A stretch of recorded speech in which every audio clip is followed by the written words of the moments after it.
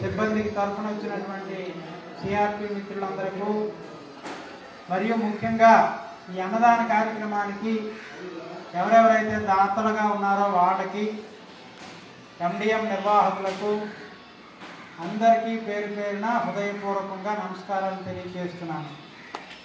పిల్లలందరికీ శుభాశీస్సులు. మీ అందరికీ శుభాకాంక్షలమ్మా. ఆయుర్భాగ్యాలతో చల్లగా వర్ధిల్లాలని కోరుతున్నాను. ఈ కార్యక్రమం చాలా విజయవంతమైంది. నేను ఇంక వేరే పాఠశాలలకు వెళ్ళాలనే తొందరలో ఉన్నందువల్ల వేగంగా కమిట్మెంట్ చేయాలని చెప్పడం జరుగుతుంది. ఇది ఏ భోజనరా నాన్న?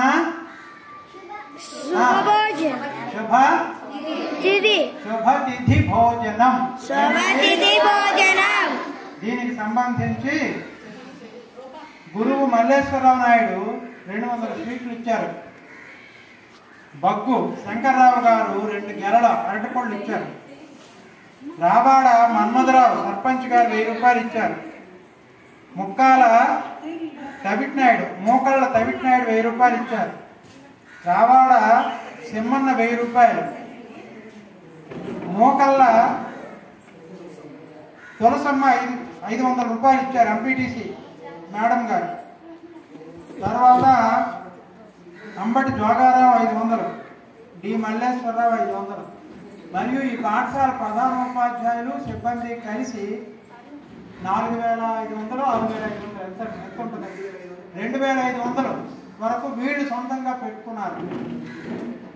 ఇప్పుడు ఈ దాతలో విరాళాలు చెప్పాము. వీళ్ళందరికీ మరియు వీళ్ళకి పేరు పేరున హృదయపూర్వకంగా అభినందనలు తెలియజేస్తున్నాం. చాలా సంతోషదాయకం.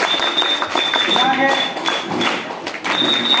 మండలంలో ఇదే ఇంత బాగా జరిగింది అని అనుకుంటున్నాం.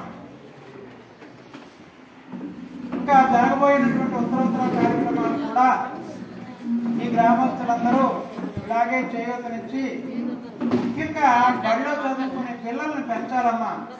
మీకు చెప్తున్నాను, మీరు 4 వచ్చారా, 5 వచ్చారా, 10 మంది వచ్చారా అనేది కాదు. మీ ద్వారా ఒక మెసేజ్ వెళ్ళనివ్వండి. ప్రైవేటు పాఠశాలలకి వ్యాన్ వస్తే ఎక్కించేస్తున్నారు. అక్కడ ఏమొస్తుంది చెప్పండి? డబ్బు దండగా, ఒక విలువలు ఉండవు, మంచి విద్య ఉండదు. ఇక్కడ రకరకాలు ఉంటాయి. అక్కడంతా మెకానికల్. ఇవాళ ఒకటి ఇస్తారు, బడ్డీ పెట్టించుకొని కంటతా పెట్టించుకొని రమ్మంటారు, అది వంపమంటారు అంతే. అక్కడ సహజంగా ఉండే నైపుణ్యాలు ఏవి కూడా అక్కడ మెరుగుపరచలేరు. ఎందుకు అంటే అక్కడ ట్రైనింగ్ అయినటువంటి వాళ్ళు ఎవరు ఉండరు. ఇక్కడ పనిచేస్తున్న ఉపాధ్యాయులు రకరకాల పోటీ పరీక్షల్లో నెగ్గి మధ్య మధ్యలో ట్రైనింగ్లు అవుతూ ఉండి ఎలాగ చెబితే పిల్లలకు బాగా చదువులు వస్తాయనే మెళుకులు నేర్చుకొని పిల్లల్ని చదివిస్తున్నారు. వాడు ధారాళంగా మీ ఇంటికి వచ్చినటువంటి వెడ్డింగ్ కార్డుని, శుభలేఖల్ని, వార్షికోత్సవ పత్రికల్ని, ఈనాడు పేపరు, ఆంధ్రజ్యోతి పేపరు మొదలైనవి పత్రికల్ని చదవగలరు. ఆ ప్రైవేట్ స్కూళ్ళల్లో చదువుతున్న వాళ్ళు అవేవీ చదవలేరు. ఆ పుస్తకాల్లో నేర్చుకుంటారే అది మాత్రమే అప్పచెప్తారు. అది తప్ప మరి రెండోది తెలియదు వాళ్ళు. వీళ్ళకి బడిలో చదువుకున్నది వచ్చు, సమాజంలో జరుగుతున్నది వచ్చు. అందుచేత ఈ బడిలో చదువుకునే పిల్లల సంఖ్యను పెంచండి. ఇరుకు గదులు ఆ ప్రైవేట్ స్కూల్స్, అద్దె భవనాలు. ఇక్కడ గవర్నమెంట్ టాయిలెట్లు ఉన్నాయి, డ్రింకింగ్ వాటర్ ఉంది, మధ్యాహ్నం భోజన సదుపాయాలు ఉన్నాయి, గవర్నమెంట్ ఫ్రీగా పుస్తకాలు ఇస్తుంది, యూనిఫార్మ్ ఇస్తుంది, స్కూల్ ఇస్తున్నారు. మరి ఇంక మీకు ఏంటి కావాలి చెప్పండి? ఎందుకు చదివించారు పిల్లల్ని? దయచేసి చెప్తున్నా, ఎవరైతే తల్లిదండ్రులు ఉన్నారో వాళ్ళకి చెప్పండి, ఈ బడిలోనే పిల్లల్ని చేర్పించండి. మీ బడిని మీరు రక్షించుకోండి. అమ్మా వింటున్నారా? గుడి లేకపోయినా పర్వాలేదు, బడి మాత్రం ఉండాలా. గుడి లేకపోతే నష్టమేం లేదు. దేవుడు అన్నింటిలోనూ ఉంటాడు, ప్రతి ఇంట్లో కూడా ఉన్నాడు. బడి మాత్రం ఇంట్లో ఉండదు, ఊరికి ఒకటే ఒక చోట ఉంటుంది. బడి ఉండాలి. ఇది యూపీ స్కూల్, 8 తరగతులు ఉన్నాయి. పిల్లలు తగ్గిపోతే 8 తరగతులు అలాగ తగ్గిపోతాయి. బడి బాగుంటే ఊరు బాగుంటుంది, బడి బాగుంటే పిల్లల భవిష్యత్తు బాగుంటుంది. కాబట్టి ఈ సందర్భంగా మీ అందరికీ చెప్పేది ఏంటంటే, ఈ ఊర్లో అందరూ మీ చుట్టాలు బంధువులే ఉంటారు.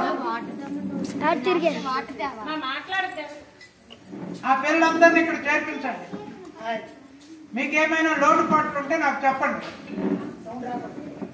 ఈ పిల్లలకి చదువు రావడం లేదండో, లేకపోతే ప్రమాదం జరుగుతుందనో, ఇంకోటో అలాంటి రిమార్కులు లేవు ఇక్కడ. అలాంటివి ఏవైనా ఉంటే చెప్పండి, కానీ ఇక్కడే జాయిన్ చేయండి. ఎందుకు అక్కడ ప్రైవేట్ స్కూల్లోకి వెళ్ళిపోయి జాయిన్ చేస్తున్నారు? టీచర్లు మంచోళ్ళు, చదువులు బాగున్నాయి, బడి బాగుంది, పిల్లలు బాగున్నారు, భోజనం బాగుంది. మరి ఏంటి కారణం చేత బయటికి వెళ్ళి జాయిన్ చేసేస్తున్నారు? ఆలోచించుకోండి. జరిగిపోయిన నష్టం ఏదో జరిగిపోయింది. ఇకనైనా సరే ఇక వేరే చోటికి వెళ్ళనివ్వకుండా ఇక్కడే చదివించినట్టుగా మీరు నాకు హామీ ఇవ్వాలి. ఓకేనా? పేరెంట్స్ మీకే చెప్తున్నాను. ఓకేనమ్మా? చెప్తారా? గ్రామంలో చెప్తారా? చెప్తామని మీరు అంటేనే నేను ఆపుతాను. చెప్తారా లేదా? మీ ప్రయత్నం మీరు చేయండి. బలవంతంగా మీరు తేలేరు, నేను తేలేను, కానీ ప్రయత్నం చేయాలి. అవునా లేదా? ప్రయత్నం చేస్తారు కదా? ఓకే నాన్న, స్టార్ట్ చేసేయండి అమ్మా.